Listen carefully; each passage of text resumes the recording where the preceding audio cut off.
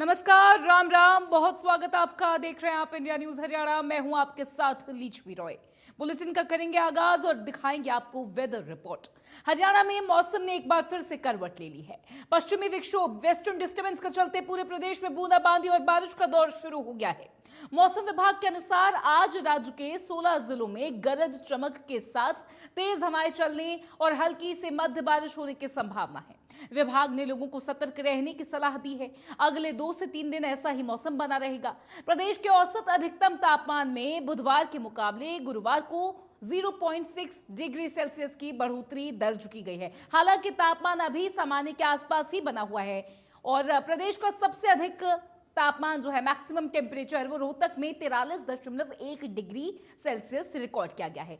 उधर गुरुवार को प्रदेश के 11 जिलों में तेज आंधी चली, बारिश देखने को मिली। फरीदाबाद में जेवर एयरपोर्ट के लिए बनाए जा रहे जो फ्लाईओवर का निर्माण का काम है वहां पर लगी हुई एंट्री मशीन तेज अंधड़ के कारण कंटेनर पर गिर गई। ये कंटेनर मजदूरों के रहने के लिए रखा गया था और हादसे में 8 मजदूर यहां पर दब गए। एक बड़ा हादसा यहां पर हो गया। ये पूरे मौसम के मिजाज की खबर आपको बता रहे हैं। ये वेदर रिपोर्ट हम आपको दे रहे हैं। जिस तरीके से आंधी तूफान कल देखने को मिला है, आईएमडी का यही कहना है कि आने वाले कुछ दिन इस तरीके से तापमान में गिरावट नजर आएगी। इस तरीके से तेज हवाएं चल सकती हैं और इस तरीके से बारिश हो सकती है।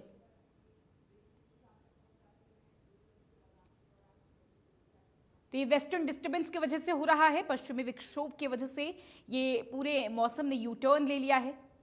मौसम सुहाना हो गया है और देखिए 9 तपे के बीच में ये बरसात की शुरुआत हो गई थी, जो कहीं ना कहीं ये माना जा रहा था किसानों द्वारा कि जो 9 तपा है उसके बीच में बारिश होना यानी कि रियल मॉनसून को थोड़ा सा डिले करेगा। लेकिन जिस तरीके से लगातार बारिश हो रही है, जिस तरीके से लगातार तापमान में गिरावट है, जिस तरीके से लगातार गिरावट टेम्परेचर में देखने को मिल रही है, मौसम तो सुहाना है ही।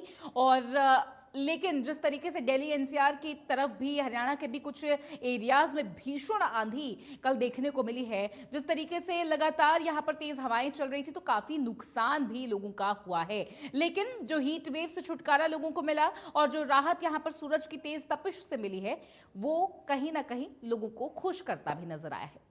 तो इसको मानसून की दस्तक भी माना जा रहा है। आईएमडी ने साफ तौर पर कह दिया है कि जो टेम्परेचर पहले 45 डिग्री सेल्सियस के ऊपर पहुंच गया था, कहीं ना कहीं 46 डिग्री सेल्सियस तक पहुंच गया था, अब वो तापमान जो है मैक्सिमम टेम्परेचर 43 तक है, यानी कि 43.1 डिग्री सेल्सियस के आसपास ही तापमान बना रहा। इसके अलावा आपको ये भी बता दें जो एवरेज मैक्सिमम टेम्परेचर है उसमें सिर्फ और सिर्फ 0.6 डिग्री सेल्सियस की बढ़ोतरी है। तो कहीं ना कहीं ये कहा जा सकता है कि जो टेम्परेचर है वो नॉर्मल के आसपास बना हुआ है, सामान्य के आसपास बना हुआ है और इस वजह से ज्यादा गर्मी अब लोगों को परेशान नहीं कर रही। सबसे बड़ी चिंता की बात अब यह है कि क्योंकि अब बारिश लगातार शुरू हो गई है तो अब चिपचिपी सी गर्मी महसूस होगी। आने वाले कुछ दिनों में उमस भरी गर्मी महसूस होगी, ह्यूमिडिटी जो है लगातार बढ़ती हुई नजर आएगी और ये एक चिंता का विषय बन सकता है। और इस बार जिस तरीके से लगातार मौसम बदल रहा है, बात करें मार्च की, अप्रैल की, मई की, किसी भी महीने जो टेम्परेचर है स्टेबल नहीं रहा। इस बार सर्दियां भी डीले हुई थी और गर्मियों में भी लगातार यहां पर टेम्परेचर अनस्टेबल था।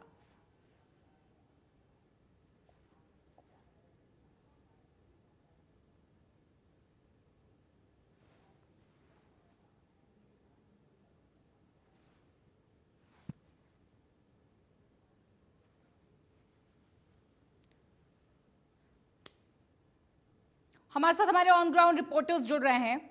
मौसम के मिजाज को लेकर हम आपको दिखाते हैं कुछ रिपोर्ट्स। देखिए मौसम ने एक बार फिर से यहां पर करवट ले ली है और हमारे साथ यमुनानगर से हमारे रिपोर्टर जुड़ रहे हैं। देवीदास शारदा हमारे साथ जुड़ रहे हैं, उनसे बात कर लेंगे। देवीदास, जिस तरीके से मौसम का मिजाज यहां पर बदलता जा रहा है, पश्चिमी विक्षोभ वेस्टर्न डिस्टर्बेंस के चलते जिस तरीके से यहां पर मौसम का मिजाज बदल रहा है, कैसे देख रहा है? आईएमडी का क्या कहना है? जी बिल्कुल, जिस तरीके से बात जिला यमुनानगर की करें तो यहाँ पर हालांकि 44 डिग्री टेम्परेचर क्रॉस कर गया था, लेकिन आज बात करें तो इस समय जो मौसम का जो तापमान है 30 डिग्री है, जो मैक्सिमम 34 डिग्री तक जाने वाला। हालांकि जो है बादल बने हुए हैं, बीच बीच में जो तेज हवाएं चलती हैं, आंधी आती है, जिससे काफी नुकसान हो जाते। कोई इस समय जो मक्का की ये जो फसल होने वाली है, तो उससे जो मक्का का जो नुकसान हो जाता है, उनके जो जो पौधे हैं वो गिर जाते हैं। इसके अलावा जो ह्यूमिडिटी वो बहुत ज्यादा, क्योंकि जब नौका चलता है टेम्परेचर ज्यादा होता है, तो जितने भी कीड़े मकोड़े कीट पतंगे होते हैं वो सारे मर जाते हैं। जो गर्मी जो है मौसम, हालांकि तपिश तो जरूर होती है, लेकिन जो कुदरत का एक तरीका बना हो उससे जब डिस्टर्ब होता है तो काफी नुकसान भी होता है। कि जैसे नौतपा में गर्मी नहीं पड़ी, तो इस बार जो कीट पतंगे है, जो जल है वो दूषित होगा, तो उससे आम जन जो है बीमार पड़ता है। हालांकि जो है गर्मी से राहत तो जरूर मिलती है, जी। लेकिन आम जनजीवन में वो अस्त व्यस्त जरूर पड़ जाता है।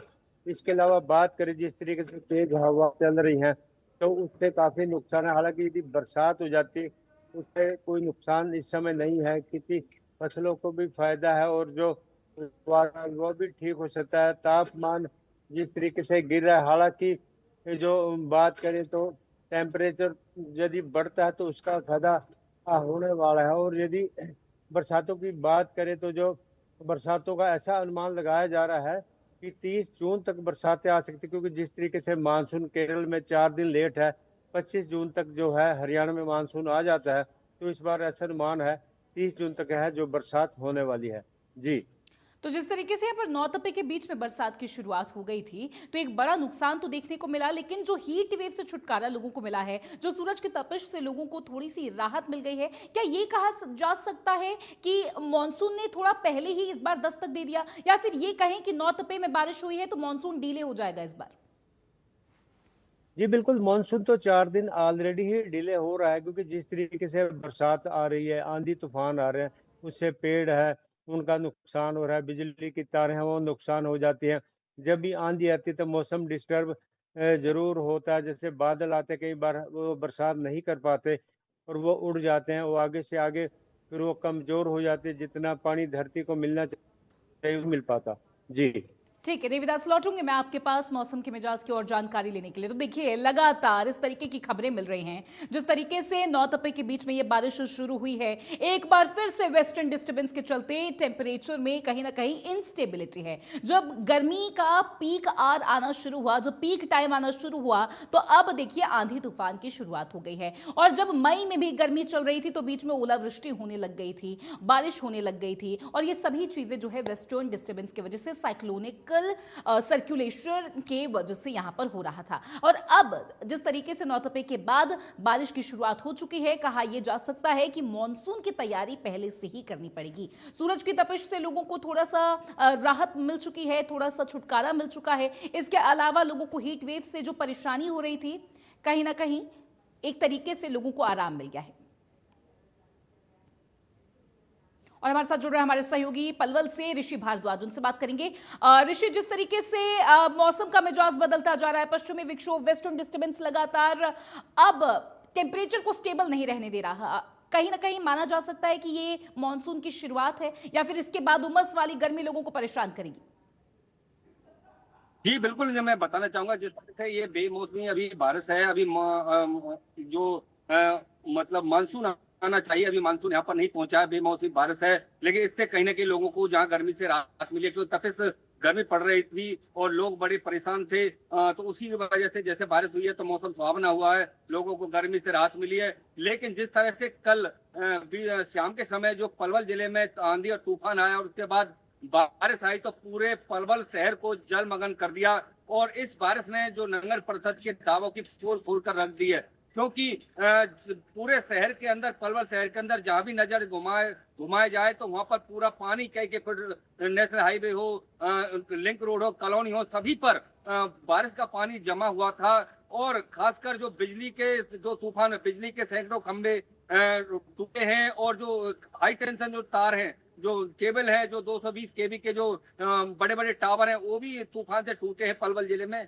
बिजली भी बाधित हुई है, पानी भी बाधित हुआ है, तो बड़े बड़े पेड़ आंधी तूफान से टूटे हैं। तो इससे जो तूफान कल आया है, ये बहुत तेजी से आया था, जिससे पलवल जिले में काफी नुकसान हुआ है और बिजली कल से ही गुल है। तो इस तरह से आंधी तूफान के साथ बारिश हुई है, इससे नगर परिषद की भी पोल सामने आई, क्योंकि जिला प्रशासन ने दावे किए थे कि जो नालियों की कॉलोनियों की बरसात से पहले पूरी सफाई की जाएगी, लेकिन कोई सफाई यहाँ पर नहीं की गई, जिसका खामियाजा कल पलवल शहर के लोगों को भुगतना पड़ा। पूरे शहर में चारों तरफ पूरे बरसात का पानी सड़कों पर, नेशनल हाईवे पर देखने को मिला। इससे कहीं ना कहीं पलवल जिले का जो प्रशासन है वो उसकी आंखें पहली बारिश ने खोली हैं। अभी बेमौसमी बारिश है, अभी मानसून आना बाकी है और इससे नुकसान काफी उठाना लोगों को पड़ा है। पेड़ भी टूटे, खंभे भी टूटे हैं, गाड़ियां भी पेड़ों के नीचे दबी है, तो इससे काफी नुकसान कल देखने को मिला। तो इससे अंदाजा लगाया जा सकता है कि ये अभी बेमौसमी बारिश की शुरुआत है।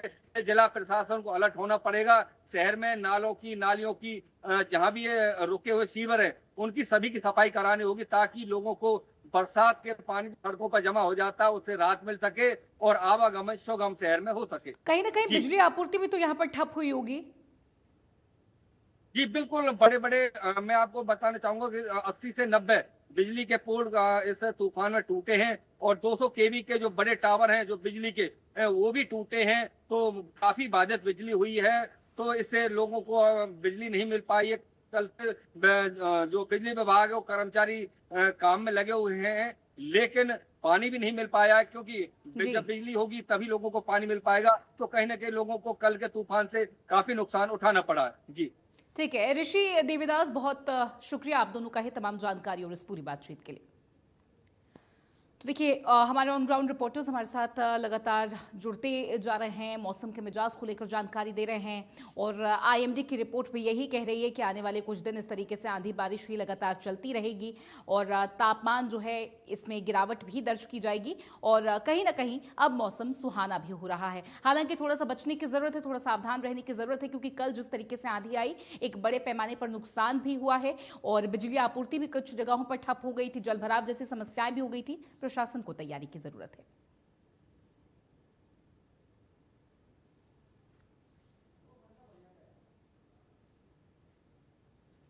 तो देखिए 16 जिलों में आंधी बारिश का अलर्ट लगा है। मौसम ने एक बार फिर से ले ली है करवट, लगातार बदल रहा है ये मौसम। लगातार आईएमडी की रिपोर्ट्स यहां पर प्रिडिक्ट कर रही हैं कि मॉनसून दस्तक दे चुका है। वेस्टर्न डिस्टर्बेंस के चलते, पश्चिमी विक्षोभ के चलते यहां पर ये मौसम जो है इनस्टेबल है, अस्थिर है।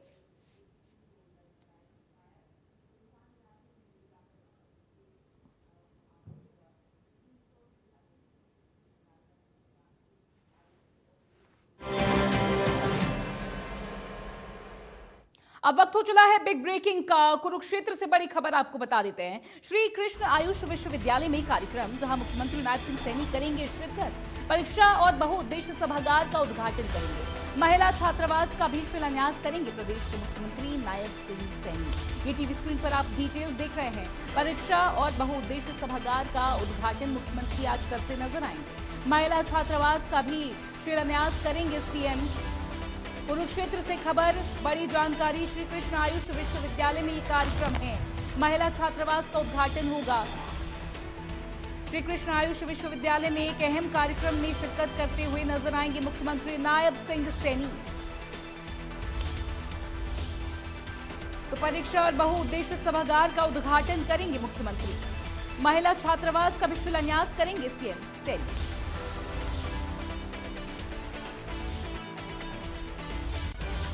प्रदेश के मुख्यमंत्री एक अहम कार्यक्रम में आज शिरकत करते हुए नजर आएंगे। कुरुक्षेत्र से ये खबर मिल रही है। श्री कृष्ण आयुष विश्वविद्यालय में ये कार्यक्रम है, जहां मुख्यमंत्री नायब सिंह सैनी शिरकत करते नजर आएंगे। और आपको ये भी बता दें कि परीक्षा और बहुउद्देश्य सभागार का उद्घाटन होगा।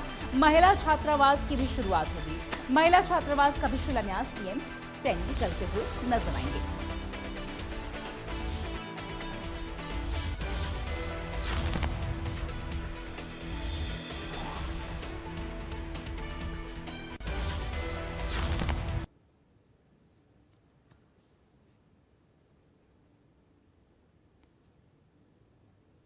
और हमारे साथ जुड़ रहे हमारे सहयोगी राजीव अरोड़ा, उनसे भी बात करेंगे। राजीव, प्रदेश के मुख्यमंत्री एक अहम कार्यक्रम में आज हिस्सा लेने वाले हैं। कहा जा रहा है महिला छात्रावास का शिलान्यास होगा, इसके अलावा भी कई सारी चीजों का उद्घाटन करते नजर आएंगे। क्या है तैयारियां, क्या है टाइमलाइन इस पूरे प्रोग्राम का?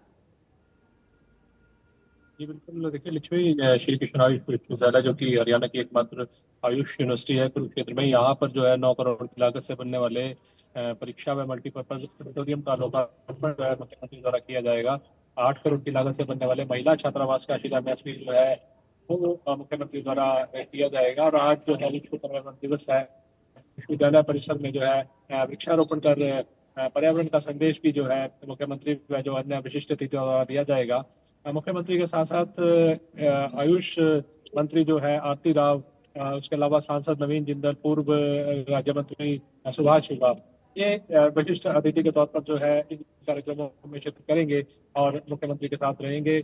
जिस तरह से जो है 9 करोड़ की लागत से जो है विशाल मल्टीपर्पज ऑडिटोरियम जो है बनाया गया है, वो जो है आज जो छात्र हैं विश्वविद्यालय के, जो शिक्षक हैं, गैर शिक्षक हैं, उनको जो है उनका जो समर्पित किया जाएगा। इसके अलावा जो महिला छात्रावास बनाया जाएगा उसमें जो आयुष विश्वविद्यालय में जो स्टूडेंट्स होती हैं, जो महिला डॉक्टर्स हैं, भावी डॉक्टर्स होती हैं, तो उनके लिए जो ये महिला छात्रावास है वो जो है बनाया जाएगा। तमाम तैयारियां जो है वो प्रशासन की तरफ से कर ली गई हैं। सुरक्षा की बात हो, अतिथियों के स्वागत की बात हो, उसके अलावा पार्किंग व्यवस्था की बात हो, कार्यक्रम स्थल की देखरेख हो, इन तमाम चीज़ों के लिए जो है विभिन्न समितियों का जो है गठन किया गया था। शिक्षकों, गैर शिक्षक और स्टूडेंट्स की जो है जिन समितियों में जो शामिल किया गया था, ताकि जो आयोजन व्यवस्थित रहे और सफलतापूर्वक संपन्न हो।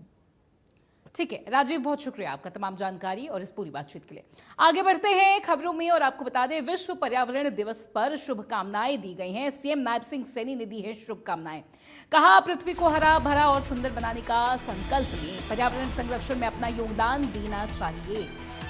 तो विश्व पर्यावरण दिवस पर शुभकामनाएं मुख्यमंत्री नायब सिंह सैनी ने दी है। सीएम नायब सिंह सैनी ने यहाँ पर शुभकामनाएं दी, बधाई दी है। लिखा, पृथ्वी को हरा भरा और सुंदर बनाने का संकल्प सभी को लेना चाहिए, पर्यावरण संरक्षण में अपना योगदान सभी को देना चाहिए।